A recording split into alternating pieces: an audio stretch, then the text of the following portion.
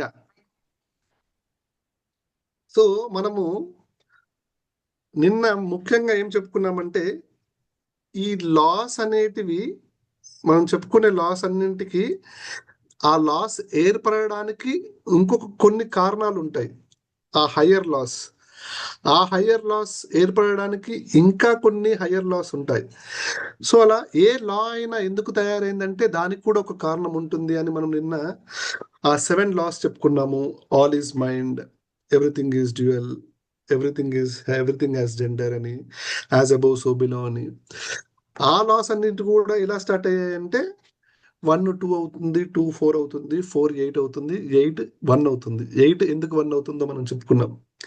So ఇలా ఈ 1 2 ఎందుకు అవుతుంది అంటే ఆ శూన్యం ఇన్ఫర్మేషన్ కాపీ చేయడానికి అలా అవుతుంది అని చెప్పాం. సో దాంతోపాటు మనం ఇంకా ఆత్మ, మార్టల్, ఇమ్మోర్టల్ బిహేవియర్స్ ఎలా ఉంటాయి కొన్ని తెలుసుకున్నాము. సెన్సెస్ సఫర్ అవుతాయి, ఆత్మ సఫర్ అవ్వదు, అలాంటివి. సో ఈరోజు నేను ఈ బుక్లో నాకు బాగా జ్ఞాపకం ఉన్న కొన్ని పాయింట్స్ చెప్తాను. అందులో ఇది బుక్లో రాసుకోండి అందరూ. ఇది very very very important. Okay. So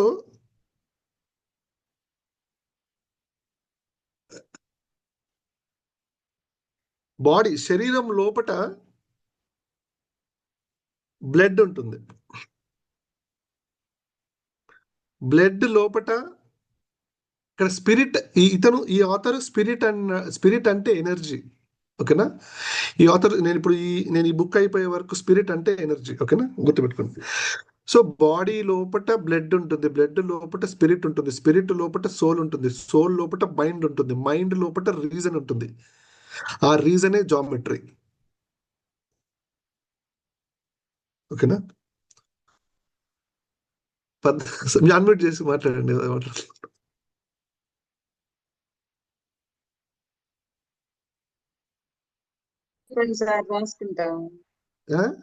స్లోగా చెప్పాలా? బాడీ బాడీ లోపట ఎనర్జీ, బ్లడ్ ఉంటుంది, బ్లడ్ లో ఎనర్జీ ఉంటుంది, ఎనర్జీ లోపట సోల్ ఉంటుంది, సోల్ లోపట మైండ్ ఉంటుంది, మైండ్ లోపట రీజన్ ఉంటుంది. రీజన్ అంటే జామెట్రీ.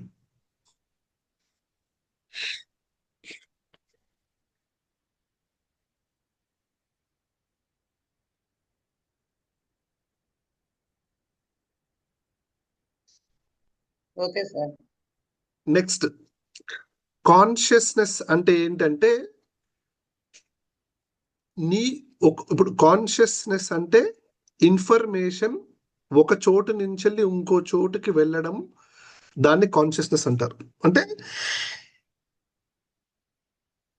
ఇన్ఫర్మేషన్ ఎక్స్చేంజ్ ని కాన్షియస్నెస్ అంటారు. ఓకేనా. ఎగ్జాక్ట్ గా సింపుల్ డెఫినేషన్, కాన్షియస్నెస్ అంటే ఒక ఇన్ఫర్మేషన్ ఎక్స్చేంజ్ అవ్వడము, దానిని కాన్షియస్నెస్ అంటారు.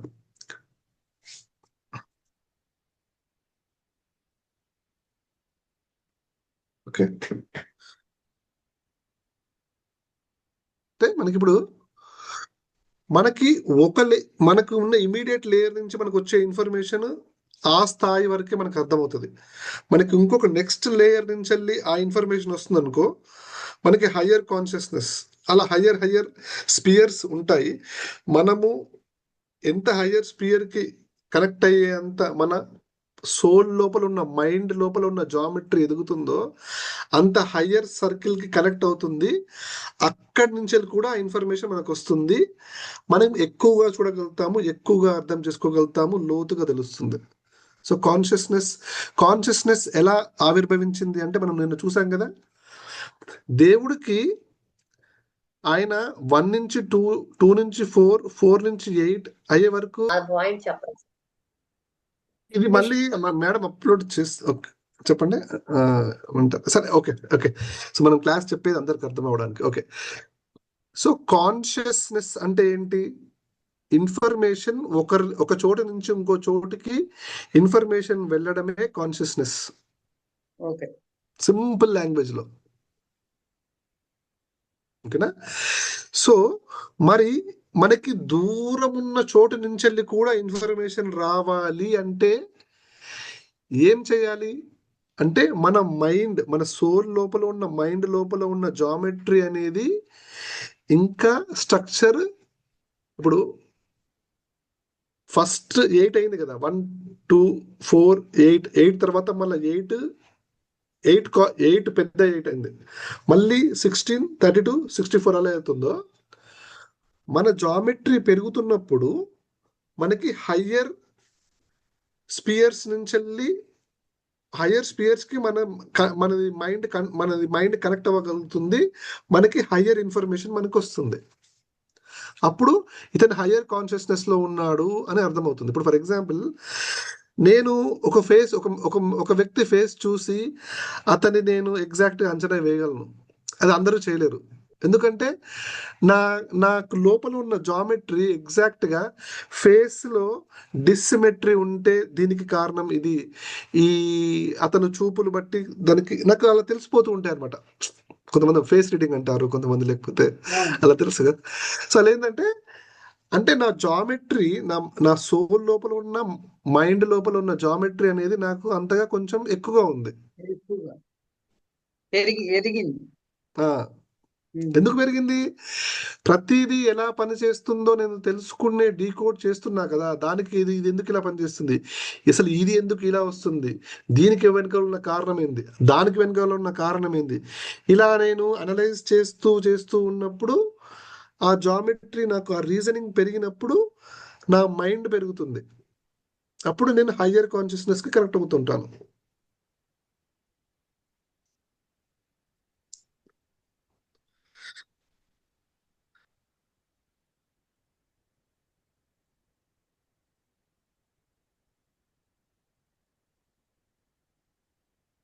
ఎందుకంటే చాలా మందికి ఈ సోలు, మైండ్, కాన్షియస్నెస్, ఇవన్నీ, గాడ్, ఇవన్నీ కొంచెం కన్ఫ్యూజన్ ఉంటాయి. ఇప్పుడు గాడ్ ఫైర్ తయారు చేయగలుగుతాడు, కానీ అతను ఫైర్ కాదు. వాటర్ తయారు చేయగలుగుతాడు, అతను నీరు కాదు. అతను గాలి తయారు చేయగలుగుతాడు, అతను గాలి కాదు. అతను ఎనర్జీ తయారు చేయగలుగుతాడు, అతను ఎనర్జీ కాదు. అతని వల్ల కాన్షియస్నెస్ పుడుతుంది, కానీ అతని కాన్షియస్నెస్ కాదు. అదేంటిది? దాని లోపల ఉన్న అతను జామెట్రీ, దేవుడు. అది చూడలేము కళ్ళతోటి. అందుకనే ఎంతో మంది కవులు ఆ దేవుణ్ణి, అంటే ఆ దేవుడు సృష్టించినటువంటి అందమైన ప్రకృతి, పనిచేసే విధానాన్ని అత్యంత ప్రేమతోని వాళ్ళు పొగుడతారు దేవుడిని. ఉదాహరణకి ఇప్పుడు నగుమోము గనలేని నా జాలి అని ఒక పాట ఉంటుంది. ఇక్కడ అతను పాడేది ఏంటి? త్యాగరాజ కృతి. త్యాగరాజ కృతి. త్యాగరాజు రాముడు అంటే అతని దృష్టిలో రాముడు, ఈ రాముడు సీత లక్ష్మణుడు ఆ రాముడు కాదు. ఈ భగవంతుడు నేను అసలు కళ్ళతోనే అతని ముఖం ఎలా ఉంటుందని నేను చూడలేకపోతున్నాను అని నాను అని అంటే అది దేవుడిని పొగుడుతూ, దేవుణ్ణి పొగుడుతుంటాడు. ఇలా చాలానే. ఇప్పుడు లలితా సహస్రనామంలో కూడా అవన్నీ పొగడతలేదు దేవుడికి. కొంతమంది తల్లి అని అనుకుంటారు, కొంతమంది తండ్రి అనుకుంటారు. కానీ నిజానికి దేవుడు అనేది, మనము దేవుడికి ఏ పదం పెట్టాలి? ఇది ఇతను ఏమంటాడంటే, ఈ తోతు, దేవుడికి సరైన పదము తండ్రి. ఎందుకంటే తండ్రి నిన్ను ఇప్పుడు ఫిజికల్గా మన కళ్ళ చుట్టూ మన రిలేషన్షిప్ లో ఉన్న మనము చూసుకుంటే, ఇప్పుడు మిమ్మల్ని తయారు చేసింది ఎవరు? నీ తండ్రి. నిన్ను నిన్ను జాగ్రత్తగా చూసుకునేది బలమైన, శక్తివంతమైన మనిషి మన కుటుంబంలో ఎవరితోని కంపేర్ చేయొచ్చు దేవుణ్ణి? తండ్రితోటి. తండ్రిలాగా జన్మనిచ్చి, తండ్రిలాగా మనల్ని కాపాడి, మనల్ని పెంచి చూసుకునేటటువంటి తండ్రిలాగా ఆ తండ్రి, దేవుణ్ణి తండ్రి అని సంబోధించడం కరెక్ట్ అయిన పదము అని ఇతను అంటాడు. మనమెవరము? అతని బిడ్డలం మనం. ఓకేనా? Father is the right word for the God అని అతను అంటాడు. బైబుల్లో ఇలా ఉంటుంది అనుకుంటాను కదా సార్. అవును. బైబిల్లో మనం ఇక్కడ బైబిల్ గురించి చెప్పుకోవట్లేదు. సో బైబిల్ అయినా, ఖురాన్ అయినా, భగవద్గీత అయినా, ఏవైనా సరే అందరూ ఆ శూన్యం గురించి, ఆ శూన్యం చేసే అద్భుతమైన మాయ గురించే చెప్పడం జరిగింది. కాకపోతే నీకు ఒక క్లాస్లో చెప్పాను, అవర్ పాస్ట్ అండ్ ప్రజెంట్లో కొన్ని వాళ్ళు చేంజ్ చేయడం జరిగింది, అది కొన్ని కొన్ని మనని తప్పుదో పట్టించేలాగా అని. మళ్ళీ మనం ఏం చేస్తున్నాం ఇప్పుడు? నిజమైన జ్ఞానాన్ని వెలికి తీసి మనం ఇక్కడ స్వాధ్యాయం చేస్తున్నాం. ఓకేనా? ఇప్పుడు తల్లి అని కూడా అనుకుంటారు కొంతమంది, ఆ మాత అని, కొన్ని తండ్రి అని కూడా అనుకుంటారు. మనం కూడా ఇప్పుడు ఏదైనా కష్టం వస్తే అయ్యో తండ్రి ఎందుకు ఇలా చేసామని అనుకుంటాం, వచ్చేసి నోట్లకి వెళ్ళి మాట. అవునా? సో అమ్మవారి తండ్రి, భక్తులైతే అమ్మవారిని అంటారు, అమ్మ తల్లి ఏం చేసావమ్మా. ఓకే ఓకే, ఇప్పుడు మీకు క్లారిటీ ఉందా? సో సోల్ అంటే ఏంటి? సోల్ అంటే అదొక జామెట్రికల్ కంటైనర్, దాంట్లో మెమరీ. మెమరీ అంటే ఏ మెమరీ? ఈ రీజనింగ్ జామెట్రీ మెమరీ తోని ఫిల్ అవుతూ ఉంటుంది, అదే ఎప్పటికీ క్యారీ అవుతుందని మనం చెప్పుకున్నాం. ఓకే, సో అంటే ఈ జన్మ రోజు జన్మల్లో ఉన్న మెమరీ సార్. ప్రతి జన్మకు మెమరీ ఉంటుంది ఆత్మకైతే. శరీరానికైతే శరీరం లో ఉన్నప్పుడు సుఖ దుఃఖాల్లో ఉన్నప్పుడు ఆ మెమరీ ఉండదు. చూడండి, ఇప్పుడు మీకు చెప్తాను ఇక్కడ. ఇప్పుడు చెప్పండి సార్. యాక్చువల్లీ ఇప్పుడు ఇక్కడ ఫర్ ఎగ్జాంపుల్ మనం 4th డైమెన్షన్కి వెళ్ళాం అనుకోండి, మనకి అక్కడ ఏమి, మనకి ఫర్ ఎగ్జాంపుల్ 3rd డైమెన్షన్, మనం ఈ జన్మలో, ఇప్పుడు మనం ఈ జన్మలో జ్ఞాపకాలన్నీ గుర్తున్నాయి. ఓకేనా? మనం 4th డైమెన్షన్కి వెళ్ళింది కూడా మనకు గుర్తుంది. 4th డైమెన్షన్ లో కూడా మనం ఎంతో జ్ఞాపకాలు గుర్తున్నాయేమో చేసాం. కానీ ఒక డైమెన్షన్ నుంచి ఇంకో డైమెన్షన్కి వెళ్ళాలంటే కొన్ని రూల్స్ ఉంటాయి. నువ్వు అంత జ్ఞానం పొందినప్పుడే నువ్వు వేరే హైయర్ డైమెన్షన్కి వెళ్తావు. ఆ జ్ఞానంలో ఇక్కడ నువ్వు, నేను రోజు బిర్యానీ వండుకొని తిన్నా, రోజు నేను ముచ్చట్లు చెప్పిన, ఆ జ్ఞానం కాదు.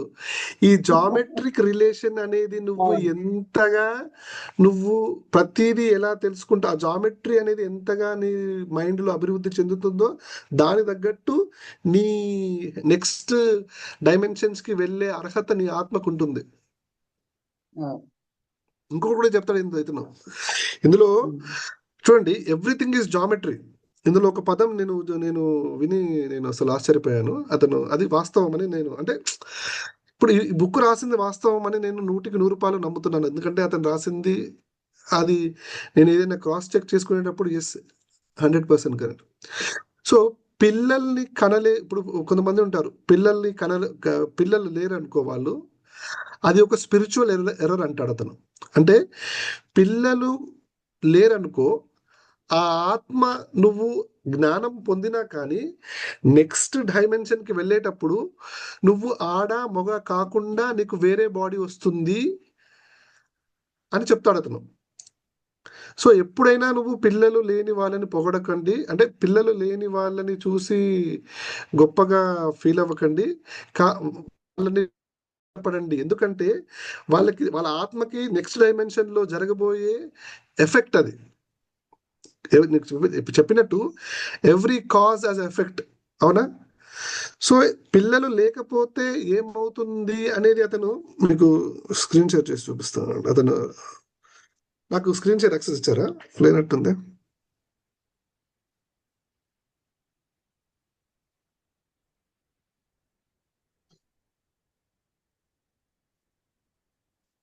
యాక్సెస్ ఉంది సార్. ఇప్పుడు చూడండి, ఇప్పుడు ట్రై చేయండి. ఇప్పుడు ట్రై చేయండి. ఓకే,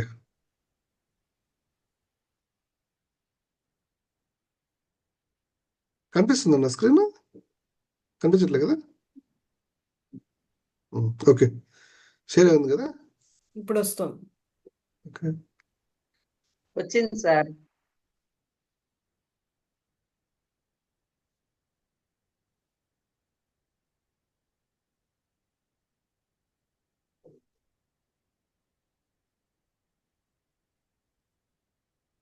ఇక చూడండి ఇక్కడ 78 లైన్ నెంబర్ చూడండి. ఇది కూడా ఒక లా. As likewise, it is the greatest misfortune and impiety for any to be separated from men without children. As this man is punished after death by demons, and the punishment is this, to have a soul of this childless man adjudged and condemned into a body, both the nature of man nor a woman, which is accursed in the under the sun.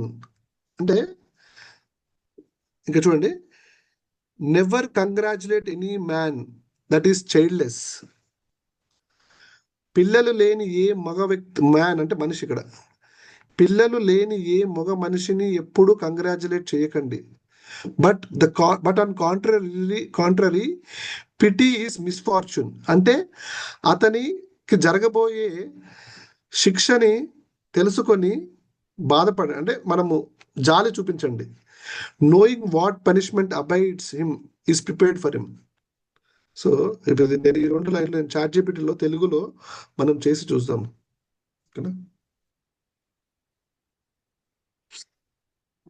కొంచెం కూడా చెప్పండి sir. ఏ కొంచెం? అది కింద appreciate చెయ్యొద్దన్నారు కదా పిల్లలు లేని పురుషుణ్ణి.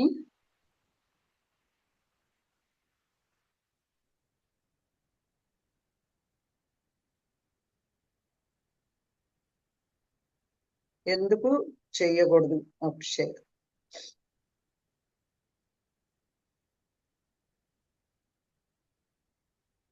ఇక చూడండి, ఇక్కడ ఏమంటున్నారంటే, it is the greatest misfortune for a person to live without children. After death such a person is punished by the demons. ఇక్కడ డిమాన్స్ అంటే రాక్షసులని కాదు. ఇక్కడ డిమాన్స్ అంటే ఒక డైమెన్షన్ కి ఇంకో డైమెన్షన్ కి మధ్యలో ఉండే rules. The soul of a childless one is sent into the body that is neither male nor female, which is considered as a curse. అంటే ఏ ఆత్మకైతే పిల్లలు లేకుండా ఉంటారో అది ఒక బాడీ లోపలికి పంపించబడుతుంది. అది ఆడా కాదు, మొగ కాదు. Which is considered as a curse. అంటే అదొక బాధ అనమాట. అదొక శిక్ష లాంటిదని. Never celebrate someone being childless. ఎవరు అసలు మన తెలుగులో చదువుదాం ఇప్పుడు. పిల్లలు లేకుండా జీవించడం ఒక పెద్ద దురదృష్టం.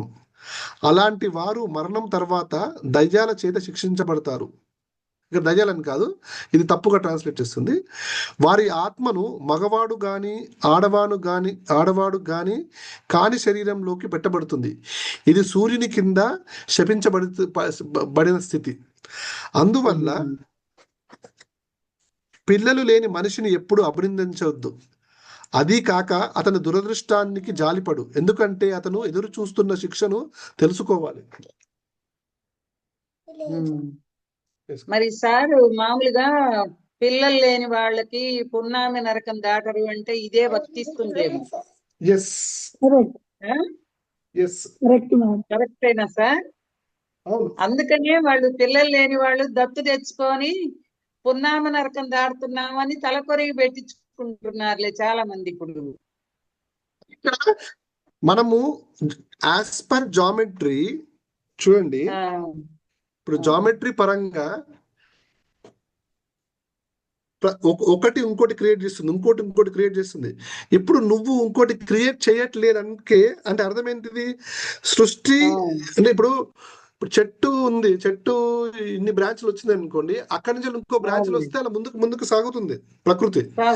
నువ్వు అక్కడ ఆపేసావంటే నువ్వు అక్కడ నీతో అక్కడ ఆగిపోతుంది. అప్పుడు నువ్వు ఆగిపోయింది కదా. సో అంటే మనము ఎగ్జాక్ట్ గా ఈ డైమెన్షన్ నుంచి ఇంకొక డైమెన్షన్ కి వెళ్ళేటప్పుడు దాంట్లో కూడా ప్రతిదీ కూడా ఒక రూల్ ప్రకారమే వెళ్తుంది. ఇష్టం ఉన్నట్టు ఏదో గేట్ తెరిసా అందరు వెళ్ళిపోండి అన్నట్టు కాదు. అర్థమవుతుందా? దానికి ఒక రూల్ ఉంటుంది. సో అదే చెప్తాడు. మరి ఇట్లా మీరు చెప్తున్నారు సార్, ఇట్లా ఆ బుక్ చెప్పిందని మీరు చెప్తున్నారు. నాకు ఒక సందేహం ఉంది. చెప్పండి. ఏంటంటే మాకు ఓం శాంతిలో నేను 16 సంవత్సరాలు చేశాను సార్. అక్కడ ఆ దేహము కలయికతో బిడ్డ పుట్టడం అనేది రాంగ్ అని చెప్తారు. అదేంటి సార్ అసలు? దేహము అంటే కలయికతో బిడ్డలు పిల్ల. పుట్టడం రాంగ్ అని చెప్తారు. వాళ్ళు ఉమ్, ఎలా చెప్తారంటే యోగ దృష్టితో ఉమ్, కంటి చూపుతో ఉమ్, గర్భం దాల్చడం అనేది అది కృష్ణుడు జన్మ జరుగుద్ది అట్లాంటి చోట అని చెప్తారు. ఉమ్. అదేంటి సార్ అసలు నాకు అర్థం కాలా. చెప్తాను. ఓకే. ఓకే. సో ఉమ్, ఉమ్, ఇప్పుడు మేరీ మాత ఆ, ఉమ్, జీజస్ ని ఉమ్, వర్జిన్ బర్త్ గా పుట్టించింది. ఉమ్, వర్జిన్ బర్త్ అంటే ఉమ్, శారీరకంగా శృంగారంలో కలవకుండా ఆ, గర్భము దాల్చడం అని అర్థం అనమాట. సో ఉమ్, ఇక్కడ జామెట్రీ పరంగా ఉమ్, ఇప్పుడు ఎలా అంటే మ్, ఇప్పుడు ఇప్పుడు ఇప్పుడు ధ్యానంలో ఉమ్, ఉమ్, ఇప్పుడు ఒక ఆడ మనిషి మగ మనిషి ఉమ్, ఇద్దరు ధ్యానంలో వాళ్ళు ఒక కల కంటున్నారు. ఉమ్, మనసు లోపలి హార్ట్ లోపలికి వెళ్ళి ఒక కల కంటున్నారు. ఏంటి? ఉమ్. వాళ్ళిద్దరూ కలిసి ఒక బేబీని తయారు చేస్తున్నట్టుగా. అంటే ఆహా. ఫిజికల్ గా టచ్ కాకుండా కాకుండా ధ్యానంలో వాళ్ళు ఇద్దరు కలిసి ఉమ్, ఒక వారిద్దరూ కలిసినట్టుగా ఒక కల కంటున్నారు. ఆ, ఓకేనా? ఆ కలలో ఉమ్, నుంచెల్లి వచ్చే ఉమ్, ఆ ఆ బిడ్డ పుట్టడం అనే ఒక కళ ఉంటుంది చూసారా? అది ఉమ్, వాస్తవంగా కూడా జామెట్రీ పరంగా దాన్ని ఉమ్, ఏమంటారంటే ఇంటర్ డైమెన్షనల్ కన్సెప్షన్ అంటారు. ఆహా. అది అది ఈ డ్రున్వాలో అనే ఆథర్ ఇప్పుడు కమింగ్ రిలీజ్ అంటే అది ఎగ్జాక్ట్ గా ఎలా చెయ్యాలి, ఎలా చెయ్యొచ్చు అనేది ఆ, ఉమ్, ఇంకా రివీల్ చేయలేదు. కానీ దానికి పద్ధతి ఉమ్, ఇది. సో అలా ఉమ్, చేసుకున్నప్పుడు ఏమవుతుందంటే ఉమ్, ఫిజికల్ గా టచ్ కాకుండా కూడా అలా గర్భం దాల్చొచ్చు. అలా గర్భం ఉమ్, దాల్చినప్పుడు ఏమవుతుందంటే ఆ ఉమ్, తల్లి, ఆ కుమారుడు, ఆ తండ్రి ఉమ్, ముగ్గురు ఉమ్. అమరత్తులు అవుతారు. ఆ, ఓకేనా? బాగుంది సార్, బాగుంది. ఆ, అదొక అంటే ఆ, అది కూడా ఒక పద్ధతి. ఆ, ఆ, పిల్లల్ని కనే పద్ధతి. ఇంకొకటి ఉమ్, ఇప్పుడు ఇప్పుడు ఉమ్, ఇంకొకటి చెప్తాను. ఇంకొక పద్ధతి ఏంటంటే ఇప్పుడు ఉమ్, ఆడవాళ్ళ అండం ఉంటుంది అనుకోండి. ఉమ్, ఆడవాళ్ళ అండంని జస్ట్ ఒక సూదితోటి దాన్ని ఉమ్, ఇలా పగలగొట్టారనుకోండి, ఇలా కుచ్చి తీసారనుకోండి, ఉమ్, అది పిండము మళ్ళీ 1 2 అవుతుంది, 2 4 అవుతుంది, 4 8 అవుతుంది, 8 అయ్యి ఇంకా అలా అలా డివిజన్ స్టార్ట్ అయ్యి ఒక బేబీ గర్ల్ ఫామ్ అవుతుంది. ఉమ్, దీన్ని ఏమంటారంటే దీన్ని పార్థోజెనిసిస్ అంటారు. అంటే మొగ మొగ మొగ స్పర్మ్ అవసరం లేకుండా ఒక ఉమ్. ఆడ వాళ్ళ ఓవం అండంని అండం. ఇప్పుడు ఇప్పుడు శుక్రకణం స్పర్మ్ అయినా ఏం చేస్తుంది? ఓవంని పియర్స్ చేస్తుంది, కుచ్చుతుంది. ఉమ్, అలా కాకుండా ఉట్టి నీడిల్తో కుచ్చినా కూడా అదే ఉమ్, డివిజన్ జరుగుతుంది. కానీ అప్పుడు ఏమవుతుందంటే ఉమ్, అలా చేసినప్పుడు ఆ బిడ్డ మళ్ళీ ఆడబిడ్డలానే పుడుతుంది. ఉమ్, ఎగ్జాక్ట్ గా తల్లి ఎలా ఉందో ఎగ్జాక్ట్ గా అలానే ఉంటుంది, ముఖ కవలికలు అన్ని, ఆ అలవాట్లు అవన్నీ. కానీ ఉమ్. ఆ అమ్మాయి ఇంకా ఫిజికల్ గా గర్భవతి కాలేదు అని దాన్ని ఓ, ఆథర్ చెప్తాడు. ఆహా. అంటే ఫర్టైల్ వాళ్ళు స్టెరైల్ అయిపోతారు. స్టెరైల్ అంటే వాళ్ళు ఇంకా ఆ, గర్భం దాల్చలేరు అనమాట. ఇదొక పద్ధతి. అంటే దాచలేరు. దాల్చలేరు. మళ్ళీ వాళ్ళకి వీర్య కణాలు ఎక్కించి టెస్ట్ బేబీ లాగా పెడుతున్నారు ఇప్పుడు, అట్లానా? అలా కాదు. అంటే ఆమె ఉమ్, ఇంకెప్పటికీ గర్భం దాల్చలేదు. అది అంటే ఇప్పుడు జామెట్రీలో ఉమ్. 2 డిఫరెంట్ అంటే ఇప్పుడు 2 డిఫరెంట్ కలిసి కొత్తది తయారు చేయడం జామెట్రీ. అక్కడ జామెంట్రీ. ఓన్ కాపీ అయినప్పుడు ఇంకా ఆ, నెక్స్ట్ కాపీ అవ్వదు అని అతను ఆథర్ చెప్తాడు అనమాట. అంటే ఇంకా అక్కడికి ఆగిపోయినట్టు. అక్కడికి ఆగిపోయినట్టు. ఆగిపోయినట్టు. ఉమ్, ఉమ్, అలా అలా కూడా ఒక పద్ధతి ఉంటుంది. ఇంకొకటి ఇందులో ఇంకొకటి నేను పాయింట్ ఏంటంటే ఉమ్, అత్యంత అంటే దేవుడు ఆ, పిల్లల్ని పెంచడం అనేది అదొక దైవత్వం, దేవుడు ఇచ్చిన ఒక వరం, దివ్యమైన అవకాశం. దివ్యమైన అవకాశం, డ్యూటీ. ఉమ్, అత్యంత దివ్యమైన డ్యూటీ ఏంటంటే పిల్లల్ని పెంచడం అని పెంచండి. ఇతను చెప్తాడు, ఈ ఆథర్. మన సారీ, ఈ హెర్మిస్ లాస్ లో అతను చెప్తాడు. సో ఈ పాయింట్స్ మీరు కూడా నోట్ చేసుకోండి. సార్ ఒక్క మాట సార్, ఇప్పుడు పిల్లలు లేని వాళ్ళని అప్రిషియేట్ చెయ్యొద్దు, కంగ్రాట్స్ చెప్పొద్దు అన్నారు. ఇది మరి ఇది యూట్యూబ్ లో మీరు పెడతా అంటున్నారు. ఇది విన్న వాళ్ళందరూ చాలా ఫీల్ అవుతారు కదా సార్. దానికి రెమెడీస్ కూడా మీరు చెప్పాలి సార్. ఇక్కడ ఓన్లీ మ్యాన్, ఉమెన్ అనలేదు. Women కాదు. మ్యాన్ అయినా Man. కూడా, మ్యాన్ అయినా కూడా తనకి ఫీలింగ్ ఉంటుంది కదా.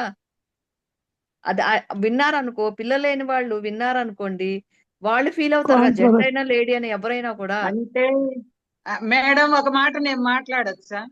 చెప్పండి మేడం. మరి ఎవరో ఫీల్ అవుతారని నిజాలు కొన్ని దాగవు మేడం. Okay, right right. బట్ కానీ దానికి రెమెడీ అంటే అందరూ వెళ్ళరు. రికార్డింగ్ పెట్టారా? సో దీనికి రికార్డింగ్ ఏం అవసరం లేదు మేడం, నేను చెప్తాను. ఇది జస్ట్ ఒక 1 minute to 5 minutes topic. So నేను లేటెస్ట్ గా నేను ఇన్ఫర్మేషన్ విన్నది ఏంటంటే, ఇప్పుడు మనకి మీకు ఒకసారి డైమెన్షనల్ షిఫ్ట్ అవుతుంది 4D అని చెప్పాను, మీకు గుర్తుందా క్లాస్? సో దానికి ముందు పోల్ షిఫ్ట్ అవుతుంది అని చెప్పాను కదా. సో ఈ ప్రాసెస్ లో మనకి రియాలిటీ, ఇప్పుడు ఉన్న రియాలిటీ స్లోగా 4th dimension, 3rd dimension separate అవుతుంటాయి. అంటే 3rd డైమెన్షన్ లో ఉన్న వాళ్ళు ఒక 40% జనాభా 4th డైమెన్షన్ లోకి మూవ్ అవుతారు. ఓకేనా? స్లోగా. అంటే అక్కడ కూడా సేమ్ మనకి అంటే ఈ డైమెన్షనల్ షిఫ్ట్ లో ఇట్లా అల్లకల్లోలం అయ్యి చావులతోటి 4th డైమెన్షన్ వెళ్లకుండా స్మూత్ ట్రాన్సిషన్ చేస్తున్నారంట. సో మనకి నేను చెప్పినట్టుగా బ్లాక్ అవుట్ అయిపోయి మొత్తము అట్లా ఏది పని చేయకుండా, ప్లస్ కొంచెం ఎర్త్ క్వేక్స్ అలాంటివి ఏమి రాకుండా స్మూత్ గా ట్రాన్సిషన్ అవుతుంది. ట్రాన్సిషన్ లో ఒక 40% హ్యూమానిటీ ప్రజెంట్ గా ఫస్ట్ ఫేజ్ లో వాళ్ళు, అంటే అట్లీస్ట్ ఈ 4th డైమెన్షనల్ గ్రిడ్ ని హోల్డ్ చేయడానికి 40% ఆఫ్ హ్యూమానిటీ అవసరం అవుతుంది. ఉంటే చాలు. మిగతా 60% వాళ్ళు, అంటే వాళ్ళ ఆత్మ అభివృద్ధిలో భాగంగా వాళ్ళు స్లోగా వస్తారు, లేట్గా వస్తారు. ఓకేనా? సో మనం ఈ ప్రాసెస్ లో మనం చేయవలసింది ఏంటి అంటే, నేను చెప్పే కదా హార్ట్ మెడిటేషన్, మనము హార్ట్ ని ఫీల్ అవుతూ, చేయి ఇలా పెట్టుకొని హార్ట్ ని ఫీల్ అవుతూ, మన హార్ట్ లోపల ఉన్న మన మీద మనకున్న ప్రేమ, ఈ ప్రకృతి పట్ల ఉన్న ప్రేమ, మన ప్రేమని మనము భూమాత గుండెతోటి కనెక్ట్ చేసుకున్నట్టు, ఆ కనెక్షన్ అలా ఉన్నట్టు, అలాగే మన తండ్రి సూర్యుడి హార్ట్ కి కూడా మన హార్ట్ కనెక్ట్ అయ్యి, ఈ 4th డైమెన్షన్ ఫ్రీక్వెన్సీ, ఈ 4th డైమెన్షన్ లో ప్రాసెస్ లో మనకి ఫస్ట్ డార్మెంట్ డిఎన్ఏ యాక్టివేట్ అవుతుంది స్లోగా. అంటే అభివృద్ధి చెందిన సోల్స్ కి, ప్లస్ ఏమంటారు, అదే ఆధ్యాత్మికంలో ఉన్న సోల్స్ కి మనకి డార్మెంట్ డిఎన్ఏ యాక్టివేట్ అవుతుంది. సో మనకి మీరు రోజు సాధ్యమైనంత వరకు ఎవ్రీడే అట్లీస్ట్ ఒక 1/2 hour సన్లో ఉండండి. వాటర్ ఎక్కువ తాగండి. ఇంకా రాగి చెంబులో ఉన్న నీళ్లు తాగడానికి ప్రయత్నం చేయండి, ఎందుకంటే మీకు కండక్టివిటీ పెరుగుతుంది, మీకు లైట్ కోడ్స్ రావడము, మీకు స్మూత్ గా మీ బాడీని యాక్టివేట్ చేయడానికి, అంటే కండక్షన్ ఏమంటారు దాన్ని, కండక్షన్ స్మూత్గా అవ్వడానికి డైలీ సన్లైట్లో ఉండండి. ప్లస్ అట్లీస్ట్ డైలీ ఒక మీకు తోచినంతసేపు 5 minutes 10 minutes 15 minutes ఆ మెడిటేషన్లో ఈ ఎర్త్, సన్, మీరు మూడు ఒక ట్రినిటీ లాగా ఫామ్ అయినట్టుగా మీరు ఆ మెడిటేషన్లో ఉండండి. సో ఇది ఇందులో నెక్స్ట్ ఈ సపరేషన్ అయ్యేటప్పుడు మనము అందరము అవుతామా, మన ఫ్యామిలీ మెంబర్స్ అయ్యి మనం వెళ్ళిపోయి మన ఫ్యామిలీ మెంబర్స్ ఉండి లేదా మన పెట్స్ ఇక్కడ ఉంటాయా, మన వస్తాయా, ఇలాంటివి క్వశ్చన్స్ కి ఆన్సర్స్ తను Sunday night 11:30 to 12:30 Zoom meeting లో చెప్తా ఉంది. అది నేను విన్నాక మీకు చెప్తాను దానికి క్వశ్చన్స్ కి ఆన్సర్స్. సో మీరు అందరూ నేను చెప్పింది ఇది పాటించడానికి ట్రై చేయండి. వాటర్ ఎక్కువ తాగండి, సన్లైట్ లో డైలీ కూర్చోండి, సన్ గేజింగ్ చూస్తే అట్లీస్ట్ ఒక ఎర్లీ మార్నింగ్ 7 అలాగలా సన్ గేజింగ్ చేయండి. ఎందుకంటే న్యూ సన్ వచ్చింది మనకి, మనకి అదే మన ఫ్రీడమ్, మనం ఎన్నో వేల సంవత్సరాల నుంచి ఉన్న బందీగా ఉన్న మనం ఈ 3rd dimension నుంచి మనం 4th dimension కి మూవ్ అవ్వబోతున్న ప్రక్రియ. సో ఈ ప్రక్రియలో చాలా మంది లైట్ స్టార్ సీడ్స్ అని కొంతమంది ఉంటారు. సో వాళ్ళు ఏంటంటే వాళ్ళు ఈ ఫ్రీక్వెన్సీని 4th dimension కి సరిపోయే ఫ్రీక్వెన్సీస్ ని హోల్డ్ చేయడానికి వాళ్ళు రావడం జరిగింది. సో వాళ్ళు చేసేది కూడా ఇదే. హార్ట్, మన హార్ట్ ఎర్త్ హార్ట్ కి సన్ హార్ట్ కి కనెక్ట్ అయ్యి ఆ ఎనర్జీ అంతా మన ద్వారా భూమాతకి వెళ్తుంది అని మనము ఆ ఫీలింగ్ లో ఉండాలి. ఇది ఒక అప్డేట్ అంతే. Okay sir.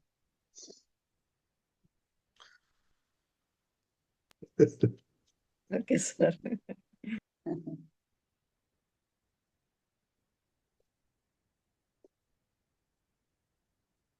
ఈరోజు మనము బుక్ ఎక్కువగా చదవలేదు. నేను రామాదేవి గారు మొత్తం చెప్పలేదు సార్.